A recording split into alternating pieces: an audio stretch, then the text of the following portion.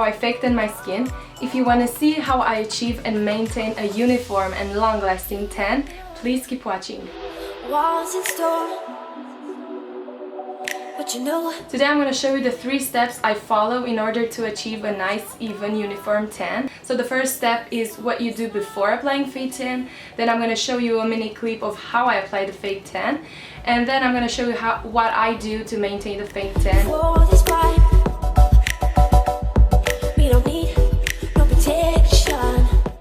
So the first step is to exfoliate. You can use an exfoliating glove, or a DIY alternative for the exfoliating glove is a dishwasher sponge. Of course, you take a new one and you use it only for the purpose of exfoliating. After you exfoliate, it's important to wash off all the skin residue, and then the final step before applying the fake tan is to hydrate. If it's winter, I take a more oily lotion because I tend to have a rather drier skin, but if it's summer, my skin tends to have a rather normal texture, then I take a less oilier lotion.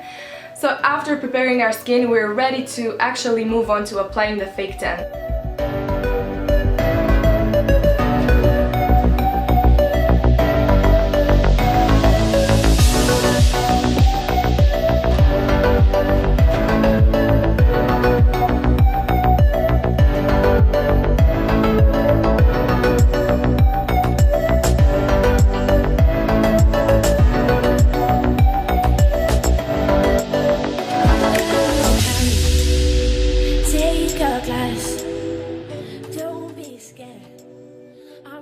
And you're careful to hold the tip of the bottle like that so you won't spill the color all over the place. I'm putting a pump in my hand, and if it's needed I'll put more pumps. I actually put 2 or 3, but start with a little pump and then just apply more if you feel the need. I'll try to apply a very thin layer of self-tanner because, as you can see, I'm already very tan. So what you want to do is smooth out really quickly the lotion on your skin so it won't have any patches, and after you smooth it out, if there are still some patches, don't worry. After you take the first shower, the patches will go off and your tan will look very even. So can you see the difference? This is my leg without self-tanner, this is the leg with the self-tanner. And also you want to be careful, mostly because in the summer you wear sandals. You want to be sure you are going to apply self-tanner here as well. So this is the leg with and without.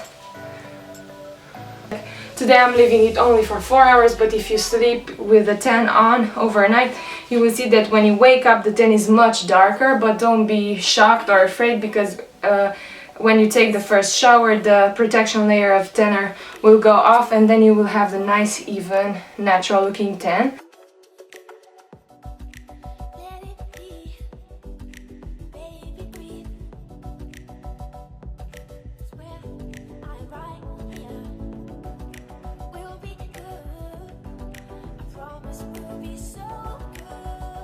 So moving on to the upper part of our body, we are gonna apply the self-tanner on our hands, and I'm gonna leave my gloves on. I'm gonna do the upper part of my arms, and then I'm gonna finish off with tanning the fingers and the back of my palms. From time to time, it's good to shake the bottle again so the mousse will be mousse and not in a watery form. I'm always starting with the upper part of my arm.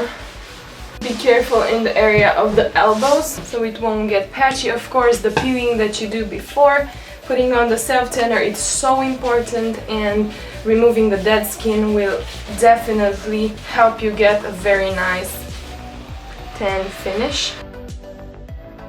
It's important every time you do this side of the arm and this side to always look in the mirror and try to get a nice even finish. Now I'm just taking off the glove and I'm putting a little pump on my hand, and I'm going to spread the mousse in my palm, and I'm gonna start applying the tan,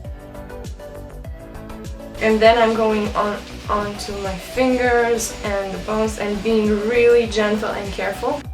Leave it like that, don't apply extra layers, because even if it seems that it's lighter after the tan develops it will look even, and it's good to apply less self-tanner than to apply more, because if you apply more it will look really splotchy and orangey. So these are my tips. So be careful with applying self-tanner on your toes, on your ankles, knees, elbows, and the back of your palms.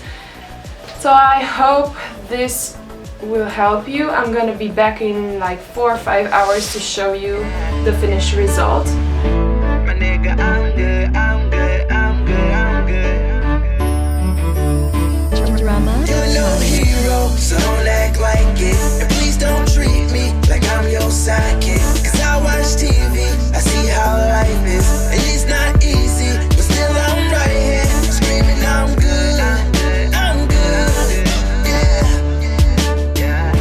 My nigga, I'm good, I'm good. After applying the lotion, you should know for how many hours you should let the lotion develop. I have to let this mousse develop for 4 up to 6 hours. And I generally apply the fake tan at night time before I go to sleep, and then in the morning I'm all tanned and ready to go. It's also important to remember that after applying such an instant self-tanning mousse, it's important to avoid contact with water, because for instance after you apply the lotion, if you accidentally wash your hands, then all the color will go off of the part you have washed. So that's why I always apply it right before going to sleep. So this way when I'll wake up in the morning I'll have a nice even tan.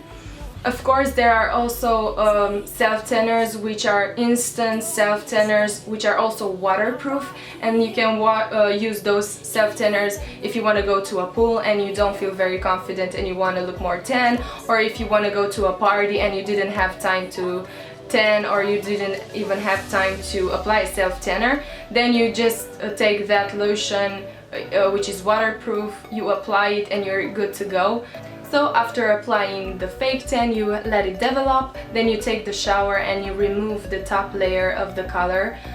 Don't be scared, because if you fake tan for the first time, you will see that when you take the first shower after fake tanning, the water will be really brown. Be sure that the fake tan will be nice and even. And the next step after taking the shower is to take a very good hydrating lotion and apply it all over the places where you apply the fake tan.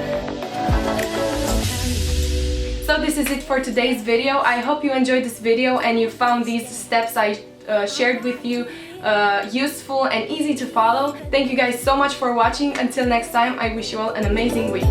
Trust me, boy. You wanna be mine, boy.